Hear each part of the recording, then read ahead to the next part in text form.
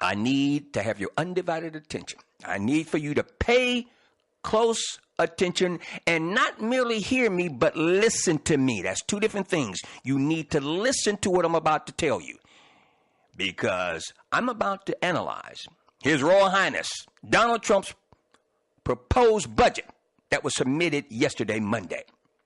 Now, this information I'm going to give you, I'm going to submit it to you verbatim, reading it from a Washington Post article that was published yesterday in the Washington Post.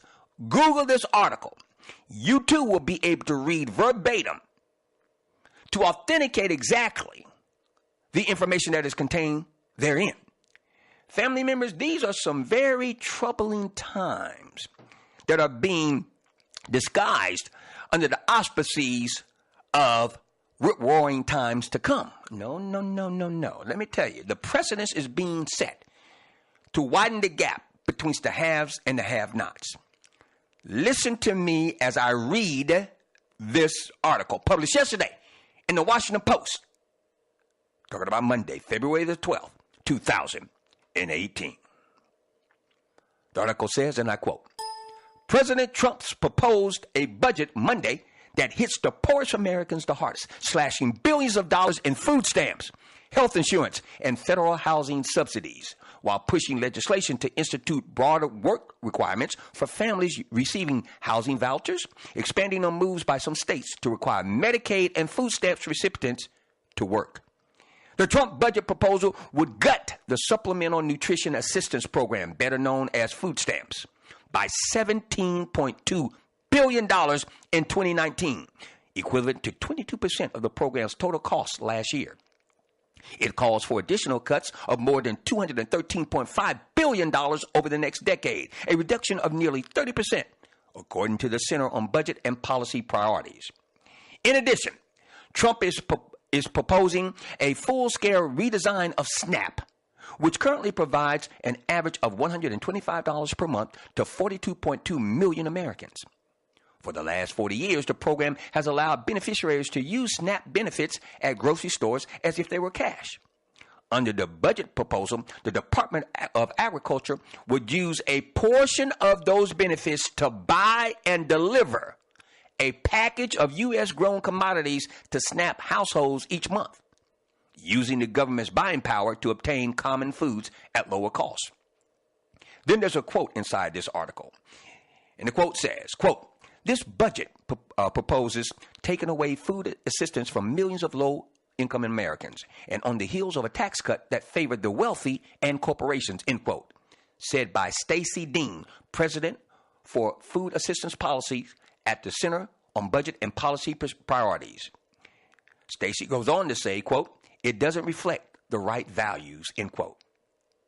The proposal repeats several cost-cutting measures from last year, including new restrictions on eligibility and stricter requirements around the use of work-required waivers, which allow states with high unemployment rates to extend benefits to adults who are out of work for longer than 3 months. Congress has final say over spending, but Monday's budget proposal is seen as an important sign of Trump's priorities. The Washington Post article goes on to say the budget proposal would also, quote, reform, end quote, programs at the U.S. Department of Housing and Urban Development, quote, to encourage the dignity of work and self-sufficiency, end quote, the document said. Trump's proposed budget for the 2019 fiscal year includes a 14% cut to HUD, amounting to $6.8 billion below the agency's currently $48 billion spending, an even deeper cut than his previous year's proposal, which had been the most dramatic cut to HUD since President Ronald Reagan slashed the agency's funding in the early 1980s. The administration has proposed eliminating the entire fund for public housing capital repairs, a savings of nearly $2 billion a year. The article goes on to say that the target cut comes at a time when public housing faces a backlog of capital needs, upwards of $40 billion. And that was said by Diane Yentel, President and Chief Executive of the National Low Income Housing Coalition. The article goes on to say, in New York City, about 80% of public housing tenants suffered heating and hot water outages in recent months because the aging boiler systems are in desperate need of repair. Intel said, quote, the administration wants state and local governments to take care of that, which is just a total abdication of its responsibility, end quote. The article goes on to say that Trump also proposed cutting a federal housing subsidy program. Listen to me. A federal housing subsidy program known as Section 8 vouchers by nearly $1 billion, which Intel said would result in more than 250,000 low-income families losing their housing assistance. Let me repeat that. The article says that Trump also proposed cutting a federal housing subsidy program known as Section 8 vouchers by nearly $1 billion, which Intel, said would result in more than 250,000 low-income families losing their housing assistance. The cuts would come on top of the administration's proposal to raise the rent for low-income families receiving public housing help. The proposed HUD or HUD budget, the article says, like last year, will eliminate funding for community development block grants, which play a key role in disaster recovery, as well as grants to states and local governments to increase home ownership for the lowest income Americans and funding for neighborhood redevelopment. The Trump administration said it has proposed shutting down programs that, quote, duplicate or have failed to demonstrate effectiveness, end quote, and that state and local governments are better equipped to shoulder the responsibility for community and economic development. The article goes on to say, on health care for low-income Americans, Trump's budget calls for cutting federal Medicaid funding by $250 billion over the next 10 years, as the administration envisions passing a law, quote, modeled closely, end quote, on a Senate Republican proposal that failed last year to repeal the Affordable Care Act, a.k.a. Obamacare. The White House plan similar to the spearheaded by Senator Lindsey Graham, Republican from South Carolina, and Bill Casey, Republican from Louisiana, would dramatically cut federal health spending and send some of the savings to the states. Republicans say doing so would give governors the flexibility to bring down costs, but experts say that the overall reduction in government spending will cost millions of Americans their health insurance.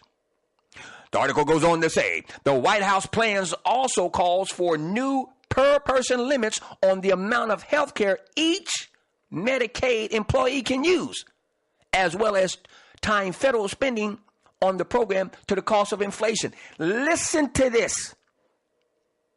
That's a very important statement in this Washington Post article. Listen to this. And I quote, the White House plan also calls for new per-person limits on the amount of health care each Medicaid employee can use, as well as tying federal spending on the program to the cost of inflation. So as the cost of inflation goes up, the federal spending for Medicaid will go down, and each recipient, each enrollee will have a cap on the amount of treatment, the amount of health care they can receive during their lifetime.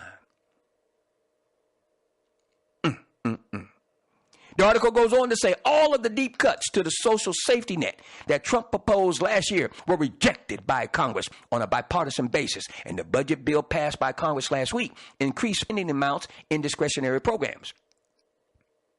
But Intel said she fears the drastic cuts in Trump's budget proposal lowered the bar for what's considered acceptable. She said, in the article quotes, the president's budget request is always considered dead on arrival in Congress, especially in an election year. She went on to say, my concern is that it leaves open a space for a compromise to be less severe, but still a significant cut to programs, end quote.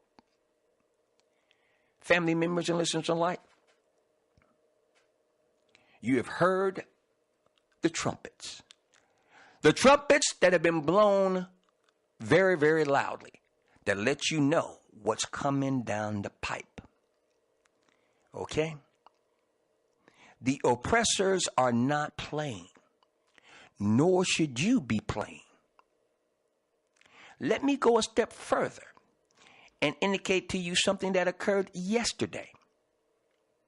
It was less than a month ago Well, where Sam's Clubs around the nation and in Puerto Rico were closed overnight, putting thousands, they estimate 11,000 people out of work in 24 hours. Yesterday, Barnes & Noble's cut their staff dramatically. I'm reading an article that was issued yesterday. Yours truly sent out a tweet about this. That was issued yesterday via CNBC. And it goes on to say, Barnes & Noble's is cutting staff, laying off lead cashiers, digital leads, and other experienced workers in a company-wide clearing. The news came abruptly for many workers who showed up Monday morning at various Barnes & Noble's locations to be notified that they no longer had a job. The number of affected workers couldn't immediately be determined. As of April the 29th, 2017, Barnes & Noble's employed about 26,000 workers.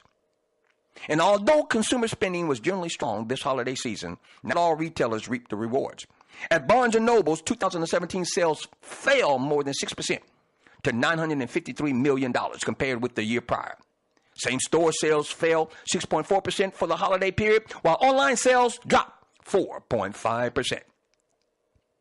As a result of this, Barnes & Noble's unilaterally made a decision to slash their workforce dramatically. And as a result of that, there will be several thousand people, coast to coast, that in 24 hours became unemployed. Family members, you must understand and understand that the premier goal of capitalism is to increase profits by decreasing cost. And we see this happening with regards to the government slashing programs, social-oriented programs dramatically. And we see it in the business arena, i.e. with Sam's Club and with Barnes & Noble's just yesterday. You have a moral and fiduciary obligation to learn and thrive, not merely survive, in this capitalistic system. For there is a consolidated effort to keep those that are down, keep them down, and those that are up, keep them